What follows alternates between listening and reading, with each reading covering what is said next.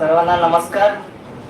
तमाम परिवर्तनवादी महापुरुषांना, महामानवांना विनम्र अभिवादन करून आज या ठिकाणी गोंदिया शिक्षण संस्था द्वारा संचालित नटवरलाल माणिकलाल दलाल महाविद्यालय गोंदिया या ठिकाणी पत्रकारिता प्रमाणपत्र अभ्यासक्रम 2022-23 आणि 23-24 या दोन्ही बॅचेस मिळून हे कार्यक्रम आयोजित करण्यात आलेला आहे.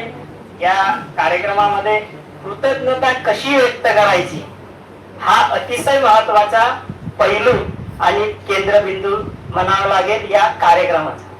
कारण आपण कृतज्ञता व्यक्त करतो तर ही कशी कृतज्ञता व्यक्त करायची हे आपण लक्षात घेतलं पाहिजे आणि शिकलं पाहिजे.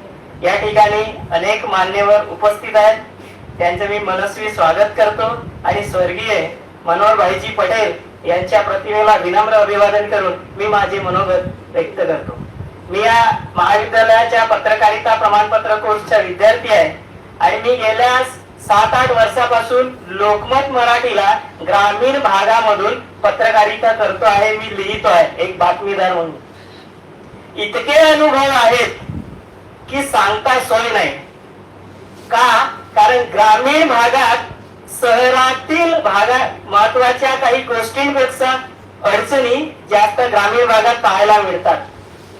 शहरांमध्ये असतातच अडचणी, काही प्रश्नच नाही, परंतु ग्रामीण भागाची अडचण किंवा ती समस्या ही सुटायला कमीत कमी 80, 70, 100 किलोमीटर आम्हाला यावं लागते, ते अंतर कापावं लागते. तेव्हा ती समस्या सुटेल की नाही हा सुद्धा मला प्रश्न असतो. जेव्हा माझ्यासारखा एखादा युवक इथे एखादी समस्या घेऊन येत आहे तर त्याला कमीत कमी यायला अर्धा दिवस आणि जायला अर्धा दिवस, आणि इथले अधिकारी असतील किंवा लोकप्रतिनिधी असतील ते सुद्धा मिळत नाही. मग आम्हाला शोध घ्यावा लागते की आमची समस्या कशी सुटेल, कशामुळे सुटेल, कोण सोडवू शकतो. मग त्यासाठी आमचा एक आधारवड किंवा आधारस्तंभ म्हणून आमचे पत्रकार बंधू, आमचे जे वृत्तपत्र आहेत त्यांचे प्रतिनिधी आम्हाला सहकार्य करतात आणि मग ती ग्रामीण भागातली समस्या किंवा ती अडचण सुटून जाते. अन्यथा सुटायला मार्ग नसतोच. हे मी स्वतः अनुभवलेले म्हणजे बोल आहेत आणि हा माझा अनुभव म्हणावा. मी पत्रकारितेत का आलो तर याच कारणामुळे अनेक समस्या मी ग्रामीण भागातून आजही मांडतो आणि ते माझं अविरत कार्य सुरू राहील. आणि माझ्या लेखणीला धार आहे असे अनेक पत्रकार बोलतात. मी माझी काही ग्वाही म्हणजे मी काही माझी वाहवा करत नाही, पण माझ्या लेखणीची एक वेगळी शैली आहे. या ठिकाणी आमचे मित्र म्हणा किंवा मार्गदर्शक अनेक पत्रकार मंडळी बसलेले आहेत. मी त्यांच्या नेहमी संपर्कात असतो. मला लिहायची आवड आहे.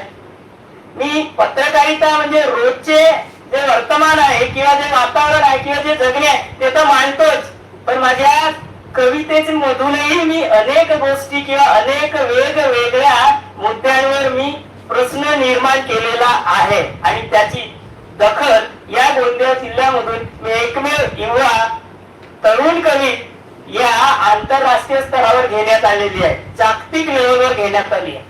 ही महत्वाची गोष्ट माझ्यासाठी आणि या जिल्ह्यासाठी आणि या जिल्ह्यात राहणाऱ्या माझ्या गावकरी लोकांसाठी सुद्धा आहे. पत्रकारितेचा अनुभव शेअर करताना जे मनोगतात मांडायचं आहे की पत्रकार का व्हावं, त्या पत्रकार वाचा फोडण्यासाठी, समाजाला न्याय देण्यासाठी, समाजातील लोकांना न्याय मिळवून देण्यासाठी पत्रकार झाला पाहिजे. मग त्यांची भाषा कुठली असावी तर भाषा ही निर्भीड, निरपक्ष आणि कुणालाही कुणाच्याही बंधनात न येता अशी भाषा वापरावी. वस्तुनिष्ठ असावी, जी लोकांना आकर्षित करेल. वेगवेगळी पद्धतीची हेडिंग द्यावी आणि एक बातमी तयार करत असताना संपूर्ण गोष्टीचा आपण आढावा घेतला पाहिजे. सगळ्या गोष्टी डावे आणि उजवे हे दोन्ही पक्ष लक्षात असले पाहिजेत. ही दोन्हीही बाजू आपण मांडली पाहिजे. कारण डावे आणि उजवे मांडताना दोघांमधला फरक आपल्याला जाणवतो आणि मग ते जे खरं काय आहे ते आपण वर्तमानपत्राच्या माध्यमातून समाजापुढे मांडलं पाहिजे, तर तो खरा पत्रकार. ठीक आहे, एवढी गोष्ट जर तुम्हाला समजली असेल माझ्या मित्रांनो तर तुम्ही भविष्यात एक आदर्श पत्रकार बनाल अशी मी अपेक्षा करतो. या ठिकाणी थांबतो. जय भीम, जय संविधान.